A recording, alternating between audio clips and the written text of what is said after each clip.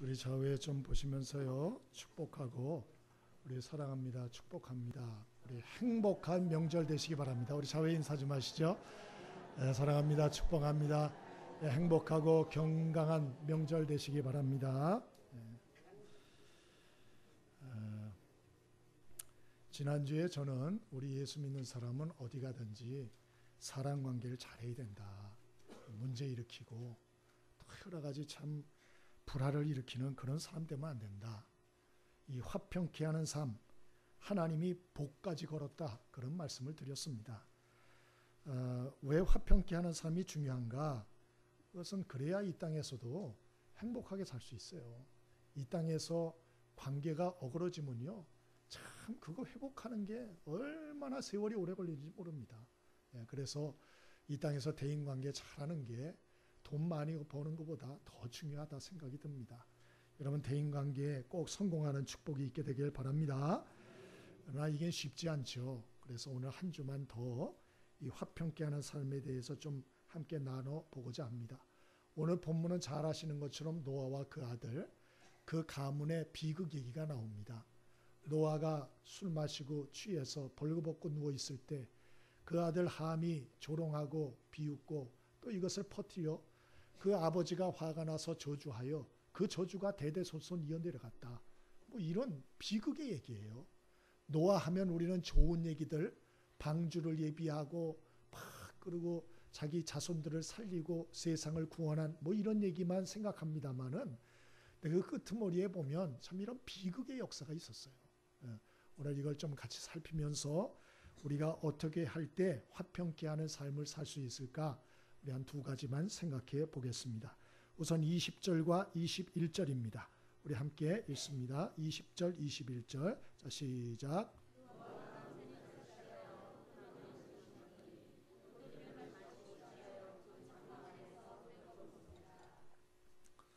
우선 첫 번째로 이 말씀이 가르쳐주는 교훈은요.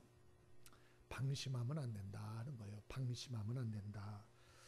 노아가 어떤 사람인가? 창세기 6장 8절에 보면 성경이 분명히 기록하기를 노아는 당시 당대의 완전한 자요 의인이요 하나님과 동행한 자더라 이렇게 돼 있습니다. 그러니까 당시 이 세상을 하나님이 눈 씻고 찾아봐도 가장 유일하게 완전한 사람이 노아밖에 없었다는 거예요. 그리고 노아가 어떤 일을 했나? 120년 동안 하나님 말씀 순종해서 방주를 지은 사람이에요. 우리 장로님 석건 또 우리 집사님들, 권사님들 또 아동부실 이래 수리하고 또 교회 이것저것 또 우리 공사하느라고 얼마나 고생 많이 하는지 몰라요. 근데 그 며칠 안 되는데도 얼마나 힘든지 몰라요. 근데 노아는 방주 짓는 거 이게 쉬운 일입니까? 이거를 120년 동안 했다는 거예요. 이거 진짜 쉬운 일이 아니지요. 그런데 그거를 했던 사람이에요. 말씀에 순종해서 120년을. 그러니까 당시에 타락했던 사람들, 자기밖에 모르던 사람들과 대조적으로 노아는 대단히 거룩한 사람이고 성실한 사람이고 충성된 사람이고 그리고 아름답고 깨끗한 사람이었다. 위대한 믿음의 사람이었다. 그런 얘기죠. 그런데 이런 위대한 하나님의 사람 노아도 노아 홍수 심판이 끝나고 이제 새로운 삶의 터전에서 농사를 짓기 시작하고 생활이 안정되고 내 큰 사명을 내가 이루었구나 이렇게 편안하고 마음의 긴장의 끈을 풀기 시작하면서부터 이 문제가 생긴 거예요. 그래서 자기 절제 조절을 못하시고 방심을 한 거예요. 방심을. 그래서 포도주를 과하게 마시고 취한 것입니다. 그리고 대낮에 뻘거벗고 쓰러진 거예요. 그게 얼마나 주택입니까? 자식들도 있고 여러 저기들도 며느리들도 있고 손주들도 있고 그런데 근데 문제는 노아가 술이 깨어서 한 행동이 더 문제였습니다. 자신의 수치를 보고 형들과 주변 사람들에게 고자질해서 소문낸 이 작은 아들 함을 저주한 거예요. 저주. 오늘 읽었잖아요. 저주. 25절에 가나안은 저주를 받아 그 형제들의 종이 되기를 원한다. 아마 함의 어떤 다른 표현을 가나안으로서 또 이야기를 했던 것 같아요. 이게 자식에게 할 말입니까? 자기 형들의 종이 되고 너는 저주를 받아라. 이게 참 할 말이 아니죠. 자기 자식한테. 그리고 그 말 그대로 가나안 족속이 함의 후손이거든요. 나중에 보면 이스라엘 백성에 의해서 다 죽잖아요. 다. 그리고 이 아프리카에 또 내려간 그 함의 자손들이 있었는데 지금까지 힘들게 살잖아요. 이런 불행의 역사가 왜 일어났나? 우선 작은 아들이 경솔하게 입을 놀려서 잘못한 거죠. 예? 화를 자기가 자초한 거고요. 그러나 더 큰 문제는 노아 자신이 문제가 있었던 거예요. 자기를 절제하지 못하고 자기를 관리하지 못하고 방심해서 이런 어마어마한 불행을 집안에 끌어들인 것입니다. 나중에 보면 노아가 350년을 더 살거든요. 기록이 없어요. 기록이. 예? 노아도 자기 아들 저주해 놓고 저주받는 걸 보고 기분이 좋았겠어요? 그러니까 노아의 인생도 별 볼 일 없이 끝납니다. 그리고 그 자식들도 엉망되고요. 예? 함의 후손들도 엉망되고 참 기가 막힌 일입니다. 다윗 왕도 보면 하나님 마음에 합한 사람이라는 유일한 칭호를 받았는데요. 17살에 적장 골리앗을 물리친 사람 아닙니까? 대단한 사람이죠. 그는 사울 왕이 죽이려 할 때도 13년 이상을 도망을 다니면서도 하나님을 찬양하고 영적으로 깨어있고 어떤 환난과 시련과 고난과 유혹에서도 무너지지 않았어요. 무너지지 않았어요. 근데 다윗이 언제 무너진 줄 아세요? 왕이 돼서 문제를 다 해결하고 나서 편안해졌을 때 왕궁에서 낮잠을 드립다 자고 낮잠을 떡 깨가지고 왕궁이를 떡 거닐다가 보니까 세상에 목욕하는 유부녀 밧세바를 본 것이에요. 그리고 간음죄를 저지르고 그 남편을 살인 교사죄를 저지르고 이런 극악무도한 죄를 저지르지 않습니까? 여러분, 우리는 항상 방심해서는 안 됩니다.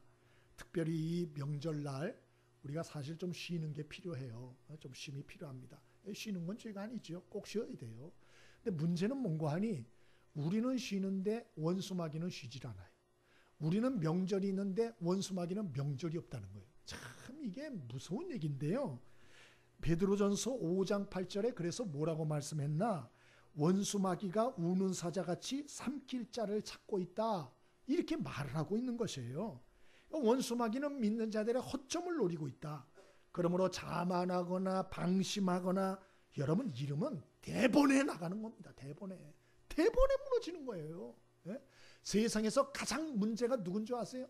최고의 원수가 누군 줄 아세요? 나예요. 나. 한번 따라해 보세요. 이 세상에서 최고의 위험 덩어리는 나 자신이다. 잊지 않게 되길 바랍니다. 내 자신이 제일 문제예요. 문제. 그래서 스펄전 목사님은 뭐라고 했나? 가난하고 병들고 어려울 때 하나님의 은혜가 필요하다. 하나님의 은혜를 구하라. 그러나 부하고 건강하고 평안한가? 하나님의 은혜 위에 은혜가 필요하다. 하나님의 더 큰 은혜를 구하라. 이렇게 말했어요. 여러분, 믿음의 영장들이 하는 소리들은 귀를 잘 기울이셔야 됩니다.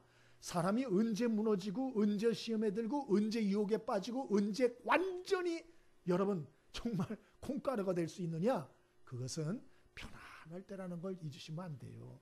그래서 저와 여러분이 오늘 이 하나님의 사람 노아도 위대한 하나님의 사람이었지만 마음을 딱 풀어놓고 포도주 그거 마시고 대취해가지고 뻘거벗고 그러다가 자식 저주하고 자식 대대로 저주받는 걸 보고 자기도 너무 괴로워가지고 아무것도 남기는 것이 없는 이런 비극의 역사 여러분 되풀이하지 않기 위해서 저와 여러분이 영적으로 방심하지 않게 되기를 바랍니다. 항상 아침마다 어려울 때마다 주님 은혜를 주십시오. 큰 은혜를 부어주십시오. 내 속에 죄성에 끌리지 않도록 육체적인 본능 따라 살지 않도록 내 기분과 혈질 따라서 살지 않도록 주여 내 자신을 십자가에 못 박아 주시고 하늘에 큰 은혜를 부어 주옵소서. 구할 수 있게 되길 바랍니다. 오늘 이 노아 가정의 이 비극을 통하여 화평케 하는 인생을 살기 위해서는 절대 방심하면 안 된다. 오늘 첫 번째 교훈이고요. 마지막 두 번째 교훈은 우리 23절 같이 한번 읽어보겠습니다. 23절 함께 읽습니다. 23절 자 시작.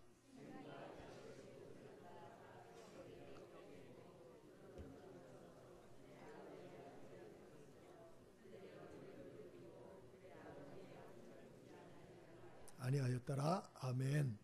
두 번째로는 허물을 좀 덮어주고 축복하는 삶을 살아야 된다 하는 사실을 깨닫게 해요.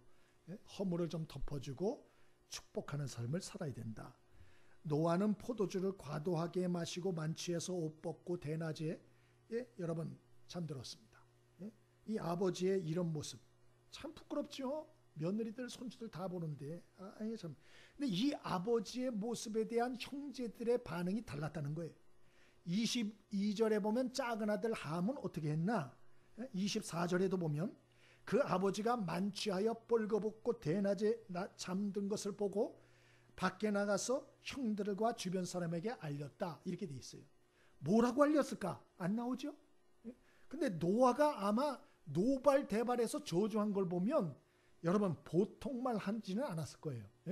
야, 아버지 술 잡숫고 뻘거벗고 누우셨어? 여러분 그랬는데 깨어나가지고 저주를 해요? 그 정신병자죠. 그런 사람이 어디 있어요? 그렇게 얘기를 안 했다는 거예요. 그래서 제가 한번 찾아봤어요. 성경 주석가들이 야사를 찾아가지고 이렇게 좀 보충해 놓은 내용이 있어요. 이 뭐라 그랬나?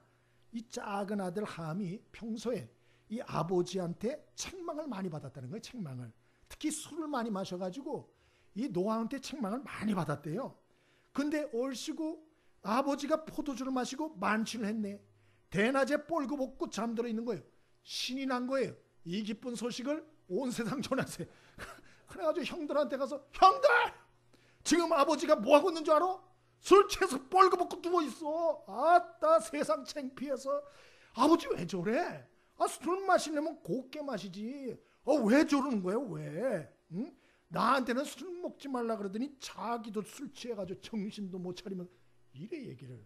이건 제가 각색을 해서 얘기한 건데 이런 연유였다 이렇게 기록되어 있는 걸 봤어요. 저는 대단히 일리 있는 얘기라고 생각을 합니다. 여러분 주변 사람들 이 아버지에 대해서 모욕하고 조롱하는 말을 했다 그런 얘기예요. 그런 얘기 함이. 그런데 다른 두 아들 셈과 야벳은 어떻게 했는가? 23절에 보면 좀 달랐어요. 우선 입을 다물었다 그랬어요.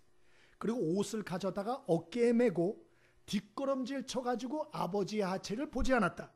그리고 아버지의 하체를 덮어드렸다. 이렇게 되어 있습니다. 자, 여러분 같으면 어떻게 하시겠어요? 자, 함같이 하시겠어요? 셈과 야벳처럼 하시겠어요? 예? 얘기가 틀릴걸요? 아버지한테 맨날 책망받던 자식이 아버지가 실수한 걸 봤어요. 약점을 봤어요. 이 기쁜 소식을 온 세상 전하세요. 아마 이런 자녀들 많이 있을 거예요. 아빠도 그러면서 아버지도 그러면서 이렇게 얘기하기가 아주 쉬워요. 여러분 그러나 여러분이 꼭 명심할 게 있습니다. 우리 여러 가지 잘못이나 연약한 점 다른 사람에게 발견되었을 때 그것을 자꾸 지적하고 드러내고 밝히고 여러분 이런다고 내 속이 시원해지고 정의사회가 구현되는 게 아니라는 걸 아셔야 돼요. 그런다고 환경이 좋아지냐? 절대 그렇지 않습니다. 오히려 더 나빠질 수 있다는 걸 아셔야 돼요. 왜 그런가? 잘 들으세요. 내가 어떤 사람의 실수와 잘못, 약점을 봤을 때 비난하고 공격하잖아요. 속 시원하죠? 그런데 여러분이 잘못하고 허물 또 여러분이 실수할 수 있다는 것도 여러분이 아셔야 돼요. 사람은 완벽한 사람이 세상에 하나도 없어요. 다 실수와 약점이 있어요. 근데 내가 어떤 사람이 실수하고 잘못했을 때 그걸 약점 잡아서 아따 이 기쁜 소식을 그러면서 여러분이 막 비난하고 정죄하고 책망하고 막 소문내면요.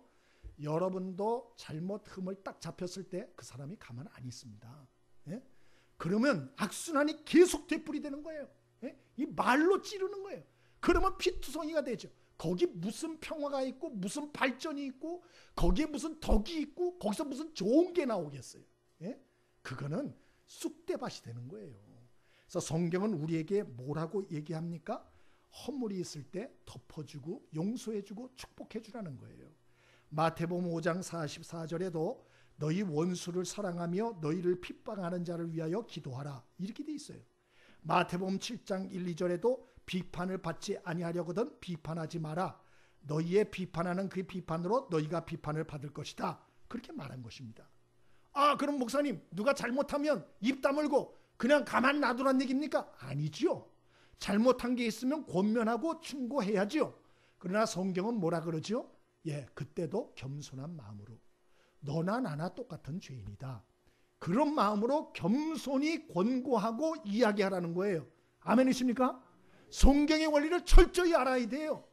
여러분, 우리가 남을 공격하고 정죄하고 시퍼런 칼로 찌른다고 공의사회, 정의사회가 오는 게 아니에요. 우리가 이 성경의 말씀을 마음에 잘 새길 수 있게 되기를 바랍니다.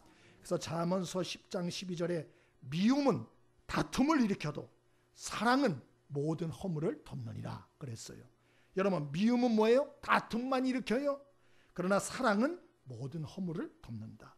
사랑이 뭐예요? 모든 허물을 덮는 것이다. 성경이 그렇게 나와요. 야고보서 5장 20절에는 뭐라고 말합니까? 너희가 알 것은 죄인을 미혹한 길에서 돌아서게 하는 자가 그 영혼을 사망에서 구원하며 허다한 죄를 덮을 것이라 그랬어요. 또 베드로전서 4장 8절에는 무엇보다 열심으로 서로 사랑할지니 사랑은 허다한 죄를 덮느니라 그렇게 돼 있어요. 좀 기분 나쁜 얘기일 수 있어요. 그러나 들어보세요. 저기 일본 동경 대학의 그 교수 하나가, 경제학 교수가 얘기한 거예요. 제가 그래서 적어왔는데요. 그 양반이 뭐라고 거기다가 글을 적었는 거 아니? 한국이 일본이란 나라를 쫓아올 수 없는 이유, 그리고 3가지를 딱 적어놨어요. 들어보세요. 왜 한국이 일본을 못 쫓아갔나? 첫 번째로, 한국 사람은 얕은 지식을 가져서 일본 사람을 절대로 쫓아올 수 없다. 이렇게 했어요. 무슨 얘기냐? 한국 사람은 다방면의 지식이 많다는 거예요. 굉장히 지식들이 많다는 거예요. 일본 사람이 따라갈 수 없대요. 근데 얕다는 거예요. 예? 우리 택시나 이런 거 타면은 택시기사 우리 선생님들이 얼마나 박식한지 모르겠어요. 정세에 대해서 항상 그분들한테 배우는 게 많아요. 근데 문제는 얕아. 이렇게 넓은데 얕아요. 깊지가 않아. 근데 일본 사람들은 어떠냐? 자기가 얘기하는 거예요. 일본 사람이. 전 동의 안 해요. 일본 사람은 어떠냐?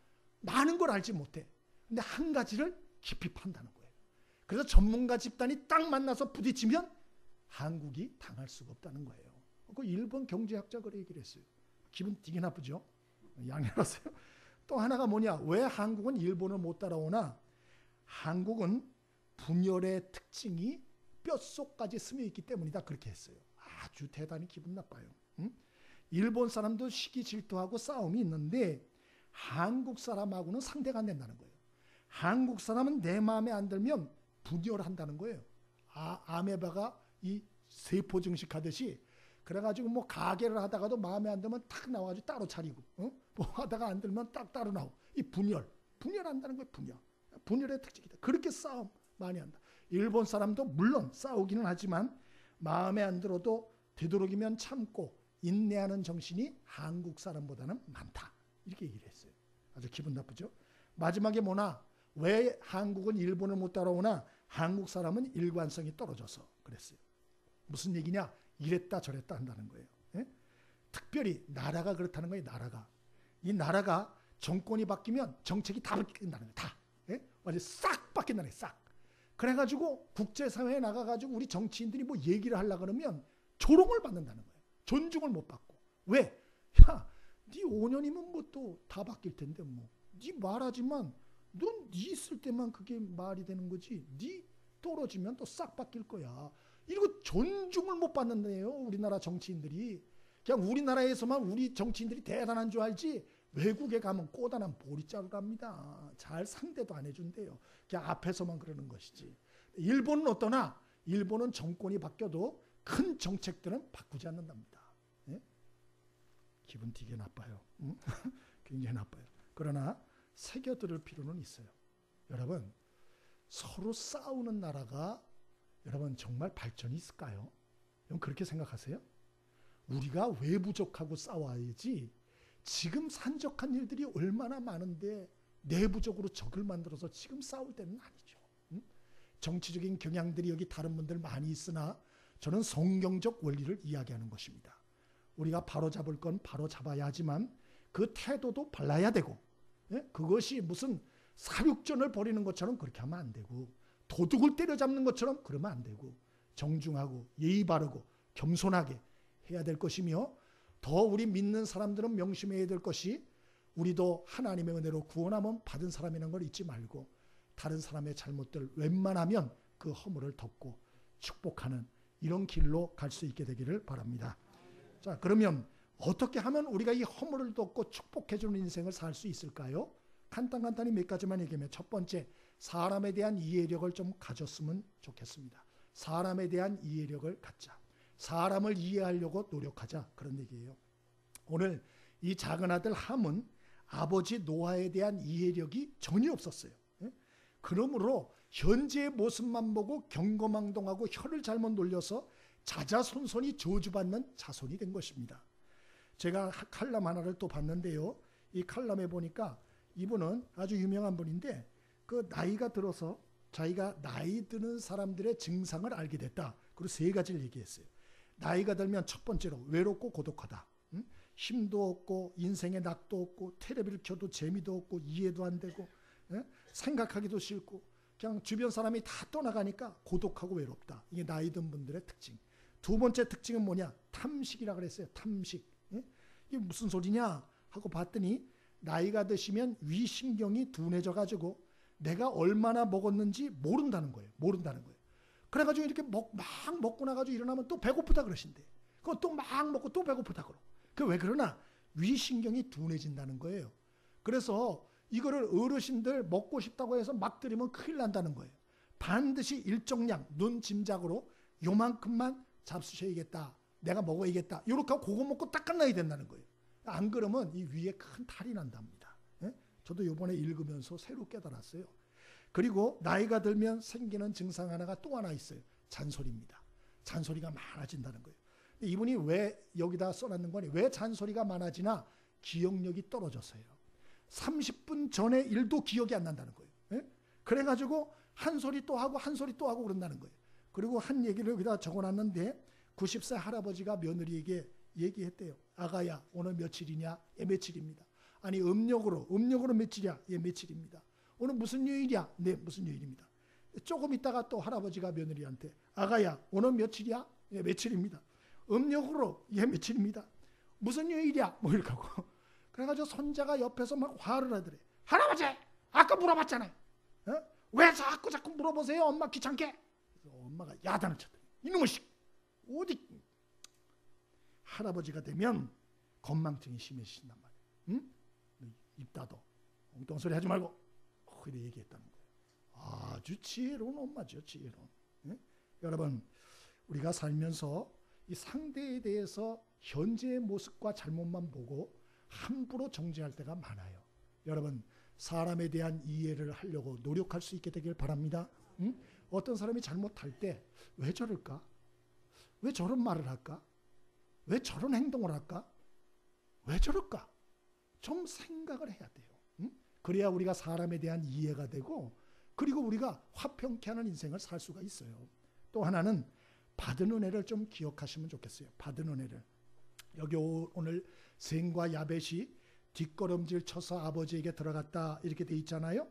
이거를 우리가 참 좀 이렇게 알레고리컬 하지만 해석을 다르게 해보면, 우리가 다른 사람과 관계를 잘 하려면요, 여러분, 그 사람이 내게 과거에 베풀었던 은혜를 좀 뒷걸음질 쳐서 생각을 하셔야 돼요. 생각. 지금 허물과 잘못만 생각을 하면 절대로 관계가 좋아질 수 없어요. 노아는 지금 술에 취해서 추한 모습을 보이고 있어요. 그러나 노아가 과거에 어떤 사람이었죠? 온 세상은 다 죄악에 빠질 때 노아만은 죄에 물들지 않았어요. 또 120년을 믿음으로 방주를 준비하는 순종의 사람이었어요. 또 8식구와 세상을 구원한 위대한 아버지였어요. 그러므로 오늘 부끄러운 모습만 보면 우리가 여러 가지 엉뚱한 소리를 할 수 있겠지만, 그러나 과거의 여러 가지 참 그 받은 은혜들, 이루었던 일들을 생각하면 우리가 존중할 수 있고, 그 허물, 지금의 허물을 덮을 수 있고 축복할 수 있는 것이죠. 여러분, 저와 여러분들도 이러한 우리 주변의 사람들의 과거에 베푼 은혜, 이루었던 그 아름다운 일들 기억할 수 있게 되길 바랍니다. 마지막으로는 하나님을 믿고 하나님의 약속을 좀 믿으셔야 돼요. 우리가 화평케 하는 자로 정말 살고 다른 사람의 허물을 덮고 축복하는 인생을 살려면 하나님의 약속을 믿으셔야 돼요. 성경에 하나님은 화평케 하는 자가 복이 있다 그러지 않았어요? 또 부모를 공경하면 땅에서 잘 되고 장수한다. 에베소 6장에 약속하셨잖아요. 또 누가복음 6장 35절에도 너희 원수를 사랑하며 선대하며 아무것도 바라지 말고 빌려주라. 그리하면 너희 원수를 사랑하고 선대하면 그리하면 너희 상이 클 것이요. 너희 상이 어떻다고요? 클 것이라 그랬어요. 클 것이라고. 너희 상이 클 것이요 지극히 높으신 이의 아들이 되리니 그는 은혜를 모르는 자와 악한 자에게도 인자로우심이라. 그렇게 말씀했어요. 여러분, 하나님의 약속의 말씀을 정말 믿게 되길 바랍니다. KBS 행복한 세상이라고 그 동화 형식으로 이렇게 나오는 프로가 있어요. 거기를 보면 남편이 일찍 세상을 떠나고 딸 하나 혼자 키우고 이 분식점을 경영하는 엄마 얘기가 나옵니다. 딸이 고등학생인데 미술 재능이 있어서 미술 학원을 보내요. 근데 어느 날 분식점에서 일하는데 비가 막 오는 거예요. 이 엄마가 아유 우리 딸 우산 안 가지고 갔는데 그래서 우산을 가지고 막 들고 뜁니다. 미술 학원 앞에 가요. 미술 학원 앞에 가서 딱 이렇게 끝날 때가 돼가지고 기다리고 있는데 보니까 자기를 보니까 앞치마를 들고 왔어요. 머리도 엉망이야. 여기 밀가루도 막 묻어 있어요. 아이고 내가 이런 모양으로 와서 우리 딸이 창피하면 어떡하나. 그러고 기다리는데 위에 보니까 딸이 보고 있는 거예요. 보고 있는 거예요. 내려오겠거니. 근데 안 내려오는 거예요. 이놈이 창피해서 안 내려오나 보다. 그리고 집에 갔어요.